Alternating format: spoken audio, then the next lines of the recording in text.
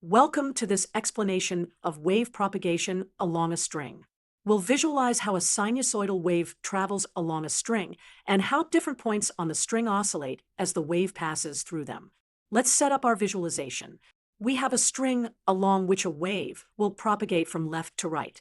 We'll use a coordinate system where the x-axis represents the length of the string and the y-axis shows the displacement of the string from its equilibrium position. On the left side of the string, we have an oscillator that generates the wave by moving up and down in a sinusoidal pattern. We'll track 3 specific points on the string, which we'll call point A, point B, and point C. Point B is located exactly halfway between points A and C, and the distance between A and C is 1 wavelength. Now, let's observe how the wave propagates over one complete period t. At time t equals 0, the oscillator is at its maximum upward displacement. Notice how points A, B, and C are at different vertical positions based on the shape of the wave. As time progresses to 1/8 of the period, the wave begins to move to the right. At 1/4 of the period, the oscillator passes through the equilibrium position. At 3/8 of the period, the wave continues to travel rightward. And at half of the period, the oscillator reaches its maximum downward displacement. At 5/8 of the period, the oscillator moves back towards the equilibrium position, and at 3/4 of the period, it passes through the equilibrium, now moving upward. At 7/8 of the period, the oscillator is approaching its maximum upward position again, and at a full period t, we've completed one cycle, and the wave has moved forward by exactly 1 wavelength.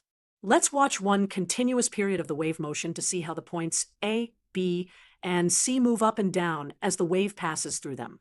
Notice that each point oscillates with the same frequency and amplitude, but they are out of phase with each other. The phase difference is related to the distance between the points and the wavelength of the wave. Since point C is located 1 wavelength away from point A, they are in the same phase. They reach their maximum and minimum at the same times. Point B, which is halfway between A and C, half a wavelength from either point, is completely out of phase with both A and C. When A and C are at their maximum displacement, B is at its minimum, and vice versa.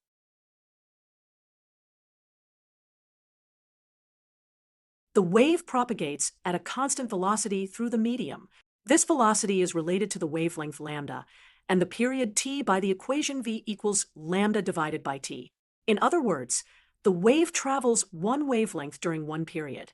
So, what does this tell us about the behavior of waves on a string? When a wave propagates through a medium, each particle in the medium oscillates around its equilibrium position.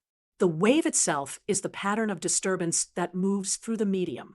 Understanding this fundamental concept is crucial for studying more complex wave phenomena such as interference, standing waves, and wave reflection.